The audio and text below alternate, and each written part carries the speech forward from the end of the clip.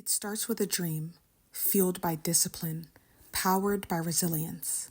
Welcome to Marathon to Medicine, your front row seat to a race like no other. Hey everyone, welcome to Marathon to Medicine. My name is Sydney. I'm an aspiring physician and an aspiring elite runner. Let's go through today's Jack Westin's Cars passage of the day. Hey, happy Monday everyone. Let's go through today's Jack Westin's Cars passage. So as always, step one is to preview the questions and highlight any terms in the question stem that you think might be found in the passage. And so for question one, I started by highlighting Shakespeare. Then moving along to question two, I highlighted actors. And you could also highlight Shakespeare here, but I would just be careful with highlighting things that I've already highlighted before, just because it takes more time. So for question three, since it mentioned two names and also two works, I highlighted the whole sentence. So I highlighted The Taming of the Shrewind and John Fletcher's The Tamer Tamed. Then for question four, again, you can highlight Shakespeare, but it would just take time because we already highlighted Shakespeare in the previous questions, but I would just highlight his characters.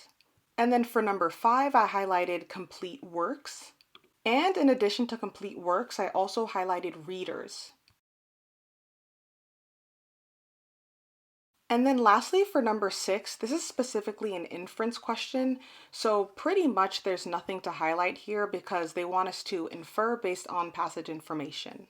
So again, there's nothing in this question stem that I would highlight that I think would be found in the passage. Okay, now that we've previewed the questions, let's go ahead and tackle the passage. So for today's video, I really want you to concentrate on figuring out which sentences you would cross out. So instead of telling you explicitly which sentences I crossed out, I'll be reading the passage how I would read it on the real test. So I read, when we read Shakespeare's complete works, we are reading Shakespeare. But most readers might not catch, as a bonus, the playwrights who were his collaborators. He collaborated because different members of a team are good at different tasks. So as you can see, I highlighted complete works just like we mentioned in the question stem, and I highlighted the reason why Shakespeare collaborated.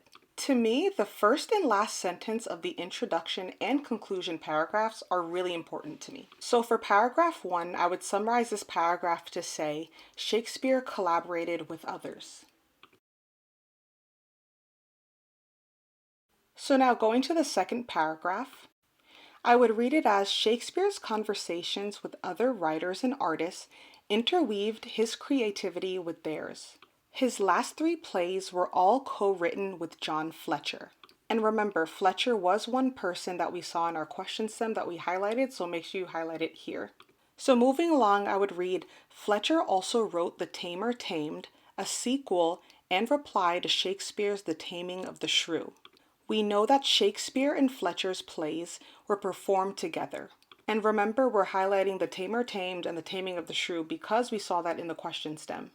And then I also highlighted that it was performed together because that was the context of the question. So for paragraph two, I would summarize this paragraph to say, Shakespeare collaborated with Fletcher.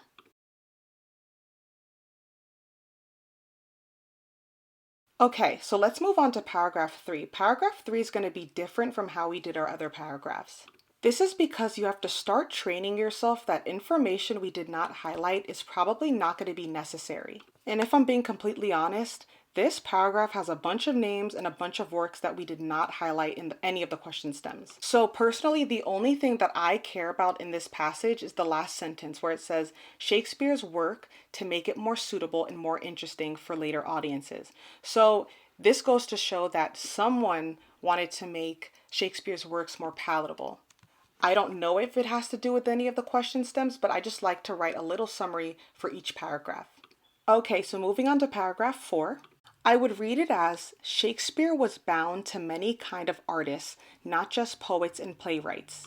He was legally bound together with a company of actors. He created his characters for individual actors who would collaborate with him in performing the play. So let me just pause here for a second. You see how there's a theme of collaboration? You see how collaboration was mentioned many times? This is going to be the main idea. Okay, and so moving along, I would just read the last sentence. The actors created them with Shakespeare. Okay, and so the main idea from this paragraph that I got was that Shakespeare collaborated with actors and the actors made his characters their own. Okay, so moving on to the next paragraph, I would read it as those actors literally embodied Shakespeare's characters by giving them a particular physique and a particular face. Compared to modern plays, Shakespeare's scripts say nothing about the character's visuals. Certainly, once we have seen a particular actor play a role, we tend to think of the character in terms of that actor's body. So this just goes to further show that the actors embodied the characters. The actors made the characters them. And then the last sentence just differentiates modern playwrights and Shakespeare, saying that modern playwrights anticipate or imagine a particular character as they are writing. So for this paragraph, the only thing I would say would be Shakespeare versus modern plays. All right, and moving to the last paragraph, I would read it as it is more important to note that all his plays were written to be co-created by a team. The team also changed over time. And then jumping down, I would read England's infant theater industry had gone through years of turmoil with acting companies disintegrating. And then jumping down, I would read, like any new industry, it went through a chaotic period of trial and error. Shakespeare could never have expected a play to be performed by exactly the same cast. Even if actors helped Shakespeare create characters, he had to recreate them for new actors as they arose. So for me, this paragraph kind of indicates that Shakespeare was kind of expecting actors to change just because it was the nature of the industry. And another main thing to note about this paragraph is the very first sentence where it says Shakespeare's plays were meant to be co-created, and he would recreate characters for different actors. So again, we notice a theme of co-creation throughout the passage. So this 100% has to be in our bottom line. So my bottom line would be along the lines of Shakespeare collaborated with different artists in order for these plays to come to life. All right, so now using this bottom line, let's go and tackle the questions. Oh, also, I'm sorry. Another thing that I did include in my bottom line was that he created different characters for different actors. That was mentioned more than once. So it's important that it's also in our bottom line. All right, so starting with question 6, which of the following is the most reasonable inference that can be drawn from the information presented in the passage? All right, so using our bottom line, we said that Shakespeare's plays required co-creation to come to life, and he changed characters for different actors. So using this, which answer do you think is best? If you said A, you are completely right. This is because A says great works of art are not necessarily the work of a single genius. This is important because it showcases that Shakespeare's works were great, which that is true, and it was gleaned from the passage as well. And it also shows the concept of co-creation and collaboration. And with the other choices, specifically B and C, I would be really wary of language like require or wrong because the tone in this passage was not strong at all. So things like requires or wrong, these are really way too strong.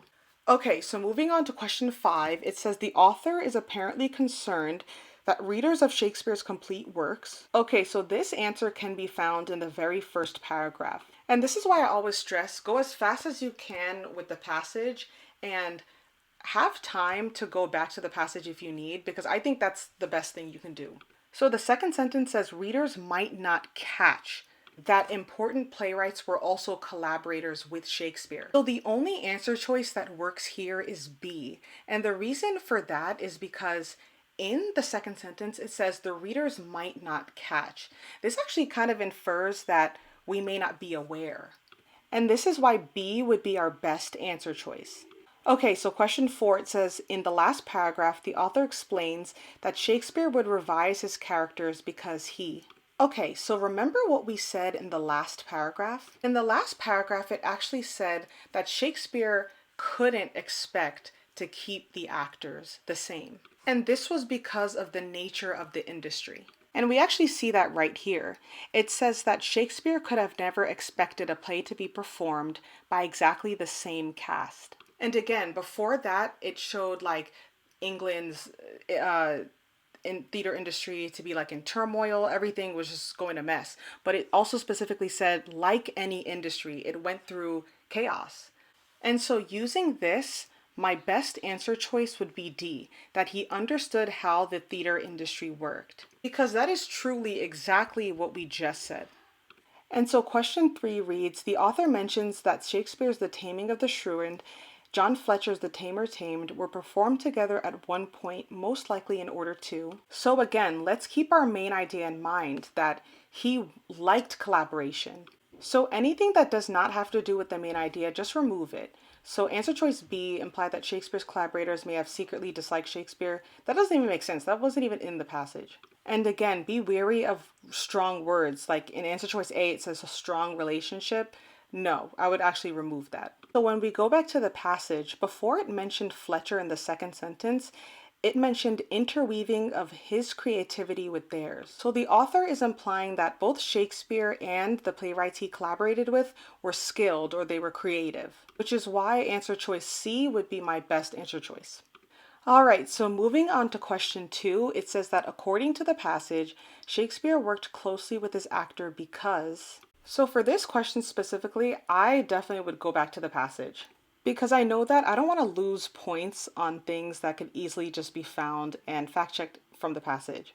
So in the passage, it says that those actors literally embodied Shakespeare's characters by giving them a particular physique and a particular face.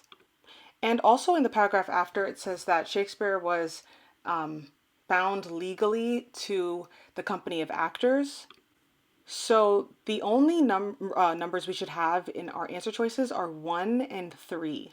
And we know that number 2 is wrong because where it mentioned actors, it said that right before it said that Shakespeare not only worked with playwrights, but he also worked with other artists. So because of that, but we know that actors weren't also playwrights.